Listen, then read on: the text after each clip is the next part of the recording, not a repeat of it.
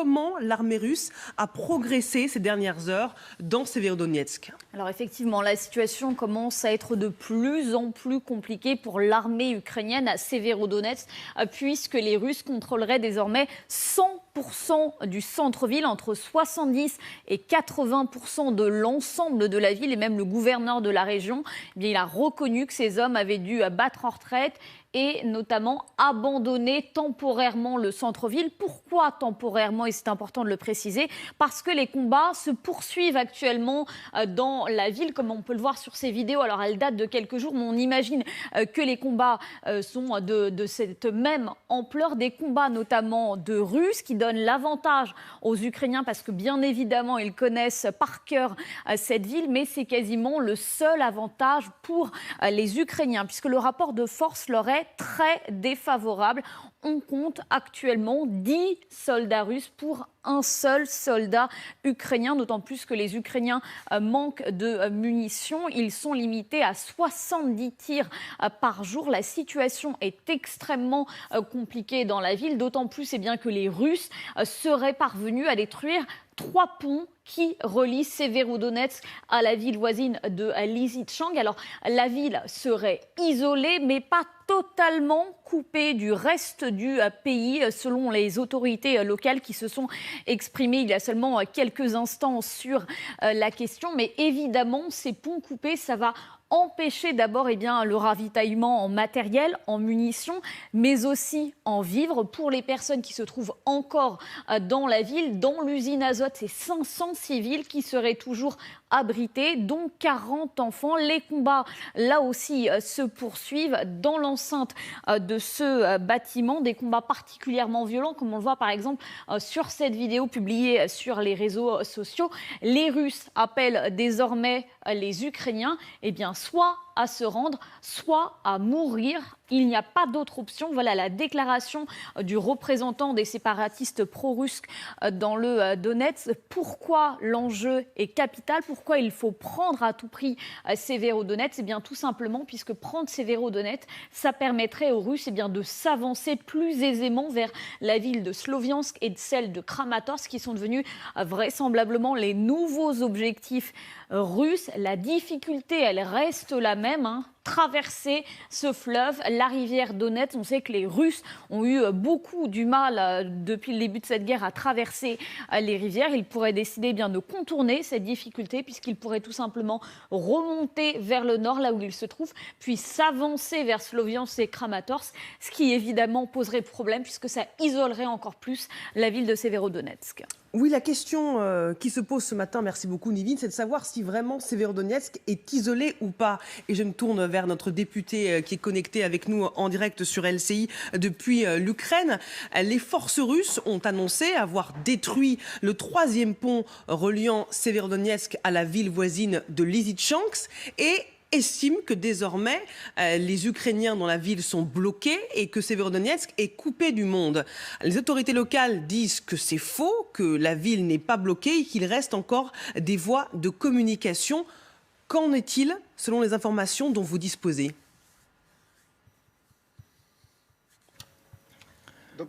Bonjour.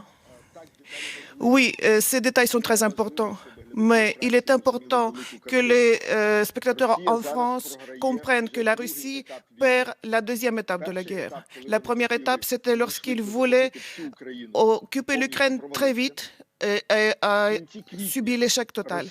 Fin avril, la Russie a concentré toutes ses forces. Je vous souligne, toutes ses ressources sur l'orientation de Donetsk, sud-est de l'Ukraine, pour occuper les territoires des régions de Donetsk et de Lugansk. Aujourd'hui, on est le 14 juin.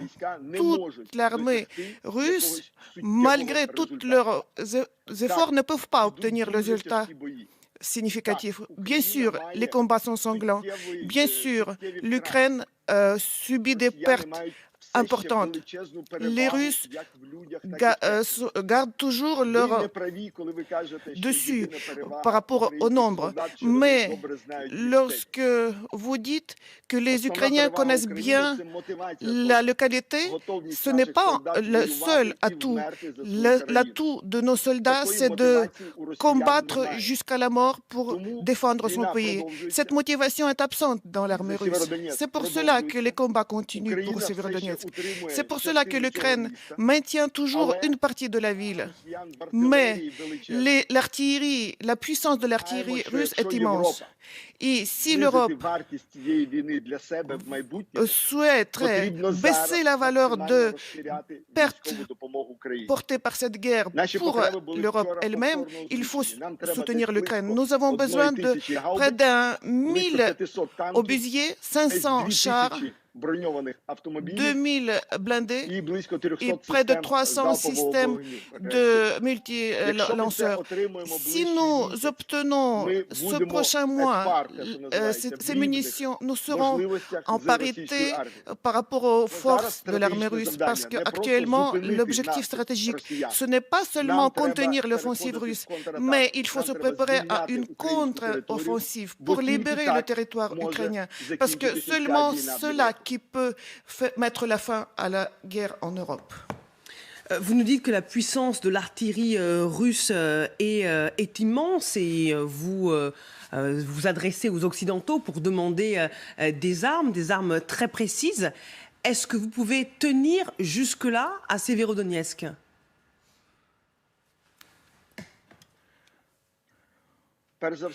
Avant toute autre chose, sachez que l'Occident aide non seulement l'Ukraine, mais l'Occident aide à soi-même, à tous les pays membres de l'Europe et aux États-Unis, parce que chacun, en aidant l'Ukraine, combat pour ses propres intérêts également. Mais bien sûr, l'aide de l'Occident arrive un peu en retard. Autre chose, l'armement que nous recevons est très différent. Des types sont tellement multiples que nous perdons le temps pour l'apprentissage. Bien sûr, l'armement arrive actuellement, mais d'une part, pas en nombre suffisant, d'autre part, le temps d'apprentissage est incompressible. C'est pour cela les prochaines semaines, peut-être même prochains mois, seront sanglants et extrêmement difficiles. Et la Fédération de Russie comprend qu'avant fin d'été, il faut qu'ils obtiennent un objectif militaire significatif. Autrement, l'armée russe ne pourra pas tenir en Ukraine en début de l'automne. Nous vous garantissons que nos soldats vont combattre jusqu'à la fin. Nous avons suffisamment de ressources humaines et on a d'autres ressources, mais nous ne pouvons pas être en défensive sans fin, sans continu. C'est pour cela qu'il faut préparer la contre-offensive.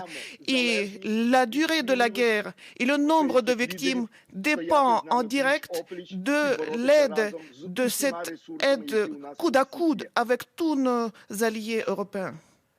Je voudrais vous faire réagir, monsieur le député, à ce qu'ont dit les séparatistes pro-russes qui affirment que les Ukrainiens sont désormais bloqués à Severodonetsk. Pour le chef des séparatistes, les soldats ukrainiens n'ont pas d'autre option que de se rendre ou mourir. Écoutons-le. Северодонецк фактически уже блокирован после того, как вчера они подорвали последний мост, который соединял с Лисичанском, поэтому те воинские подразделения украинские, которые там остались, они остались там уже навсегда. У них два варианта. Или последовать примеру своих сослуживцев и сдаться, или умереть. Другого варианта там не будет. Il n'y a pas d'autre option, dit-il. Est-ce que c'est vrai selon vous ? Avant tout, ne les nommez pas séparatistes. C'est une armée d'occupation de la Fédération russe qui a effectué une invasion illégale sur le territoire ukrainien. Autre chose, ne croyez jamais à l'information et à la propagande russe. Je veux vous faire rappeler que pendant le mois de mars et avril, au moins 15 fois, ils ont annoncé d'avoir pris Mariupol, tandis dit qu'ils ne l'ont fait qu'à la fin du mois de mai, lorsque les soldats ukrainiens n'avaient plus de munitions pour se défendre. C'est pour cela que toutes les informations en provenance russe doivent être prises sceptiquement. Et je peux affirmer une seule chose. Comme partout sur la ligne de front, l'armée ukrainienne fera tout son possible pour se défendre, pour contenir les offensives de l'ennemi.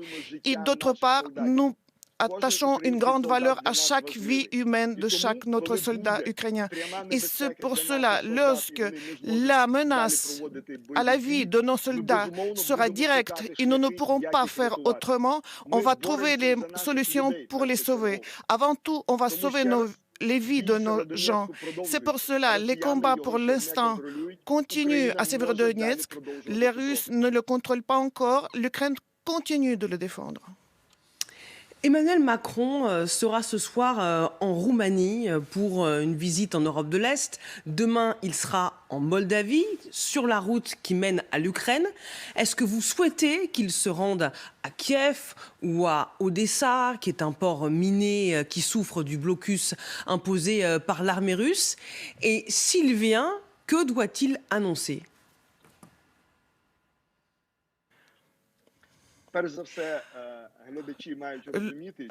Avant tout, je demande aux spectateurs de comprendre que la possibilité ou l'impossibilité de la visite de M. Macron en Ukraine, c'est une approche tout à fait normale dans les conditions de la guerre. Toutes les visites des premières personnes de l'Europe à Kiev étaient toujours tenues secrètes et on ne peut pas garantir autrement la sécurité de nos invités. Comme vous le savez, il y a beaucoup de leaders européens et mondiaux qui ont visité l'Ukraine depuis 100 jours et ce n'est pas seulement le symbole de soutien à l'Ukraine, mais aussi c'est la confirmation d'être prêt de combattre le fascisme russe ensemble. Et oui, je considère que pour M. Macron et Olaf Scholz et le premier de l'Italie, il est important d'être à Kiev parce que Kiev, pour aujourd'hui, est un centre de fait de la démocratie européenne. L'avenir de l'Europe est construit à Kiev et les leaders tellement puissants comme les leaders de France ou d'Allemagne ou d'Italie doivent faire au moins une visite pour démontrer qu'ils sont côte à côte avec l'Ukraine. J'espère beaucoup que la lutte interne politique qui se déroule en France lors des élections parlementaires n'empêchera pas le président Macron de confirmer sa décision ferme de lutter pour les intérêts de la France et pour les intérêts de l'Europe. Il paraît que la Grande-Bretagne devient leader du continent européen, malgré qu'elle était non membre de l'Union européenne. Moi, je souhaiterais que Macron soit leader et qu'il puisse démontrer son courage dans la lutte contre le fascisme russe. Il ne peut pas avoir de compromis ici. Nous devons combattre et vaincre ensemble. Voilà, l'appel est de nouveau lancé à Emmanuel Macron. Les autorités ukrainiennes souhaitent qu'il se rende en Ukraine. Merci beaucoup à Andriy Ozadchuk, député ukrainien de Kiev, d'avoir pris le temps de répondre à nos questions en direct sur LCI. Merci infiniment. On va évidemment revenir sur ce que ce député vient de dire concernant un éventuel déplacement d'Emmanuel Macron en Ukraine. Mais d'abord sur la situation à Severodonetsk. Et j'en profite pour saluer la présence d'Irena Karpa. Bonjour, écrivaine ukrainienne basée à Paris qui nous a rejoint sur ce plateau. Il dit « Nos soldats vont combattre jusqu'à la fin ». Et justement, est-ce que la fin est proche pour les Ukrainiens à Severodonetsk ? Oui, il faut prendre ça avec prudence, comme le dit le député. C'est vrai que combien de fois on a entendu que la chute de Severodonetsk était imminente, la chute de Mariupol imminente, et finalement, les soldats ukrainiens ont réussi à tenir. Donc, ce n'est peut-être pas, c'est certainement pas une question d'heure. Les Ukrainiens tiennent toujours, sont toujours présents à Severodonetsk, notamment dans l'usine chimique d'Azot, qui est un immense complexe complexes industriels que l'on voit là. Les Russes tiennent les quartiers résidentiels, mais les Ukrainiens sont bien encore à l'intérieur de cette usine. C'est une grosse poche de résistance tout de même. Ça représente 6 km². Donc oui, c'est une grosse poche de résistance qui est bombardée, mais où les Ukrainiens et les civils ukrainiens, certains civils ukrainiens, ça c'est très important, sont retranchés. Ce qui est en train de compliquer la tâche des soldats ukrainiens, ce sont les ponts qui ont sauté le long de cette rivière Donetsk. Ça c'est ce qu'annoncent, c'est ce que disent les autorités ukrainiennes, et qui évidemment tout ça va compliquer énormément le ravitaillement des troupes qui se battent à l'intérieur. Mais bon, la partie n'est pas encore complètement jouée, même si il faut pas se leurrer, le déluge de feu qui s'abat sur toute cette poche du Donbass rend les choses extrêmement compliquées. On a un rapport de 1 à 10 en termes d'artillerie. C'est dire la complexité de tenir, même si les Ukrainiens disent qu'ils vont se battre jusqu'au bout. Ce qu'il va falloir trouver comme solution, et c'est ce qu'essayent de voir aussi les Ukrainiens en ce moment, c'est ces corridors, la mise en place d'un possible corridor pour évacuer ces civils.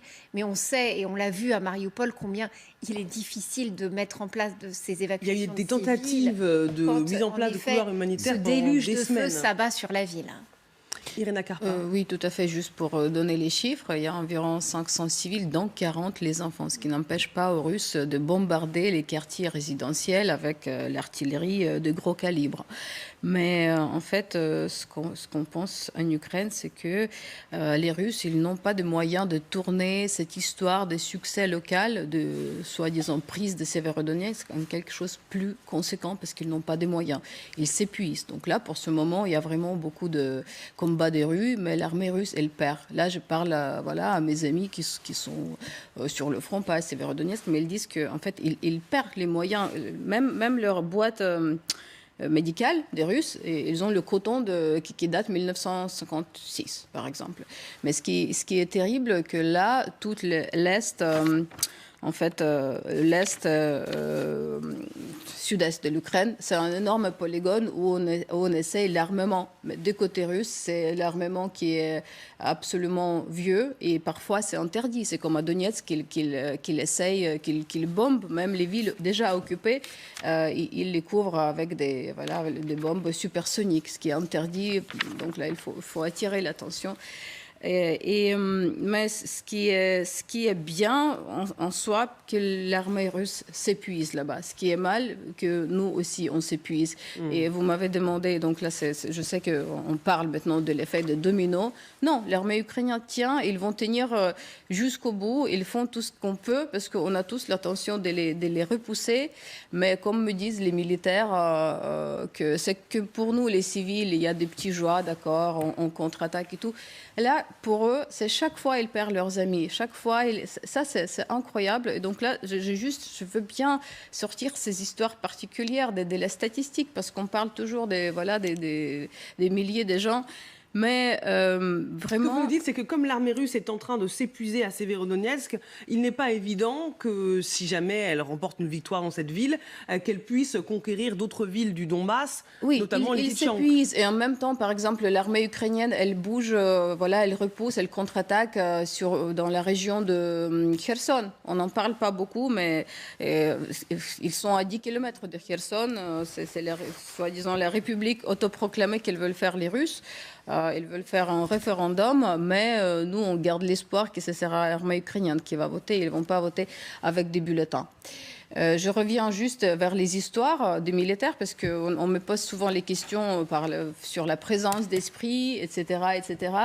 C'est pas romantique du tout. Ils sont les professionnels, ils font leur boulot. Quand je demande comment vous faites pour subir les morts de vos amis, ils disent ça, c'est notre boulot, c'est tout. Et ça, c'est ce que nous impressions aussi. Et voilà, j'ai perdu ma pensée, parce que parfois ça nous dépasse quand même. Bien sûr. Et puis c'est très compliqué de comprendre la situation sur place, Vincent, parce que ce matin, les forces russes disaient la ville est coupée du monde, on a détruit le troisième pont qui reliait Severodonetsk à Lysychansk, et aujourd'hui, les autorités ukrainiennes sur place nous disent non, mais il y a encore des voies de communication. C'est ce que vous nous avez dit d'ailleurs.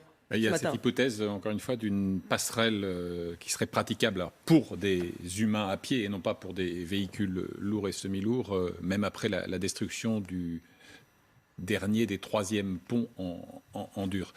Bon, les discours sont très normés de part et d'autre. Un député ukrainien, un acteur politique, ne peut pas, évidemment, acter ce qui serait une perte symbolique et opérationnelle assez lourde. Donc il est normal qu'il tienne le discours qui est le sien. Et de l'autre côté, les Russes ont évidemment revendiqué des triomphes militaires très, très aléatoires. Le véritable enjeu en termes militaires, c'est moins aujourd'hui le sort de Severodonetsk que le coup d'après. C'est-à-dire, est-ce que les Russes ont la capacité, et je dirais aussi le savoir-faire nécessaire pour franchir la rivière Donetsk et avancer notamment vers le saillant de Kramatorsk.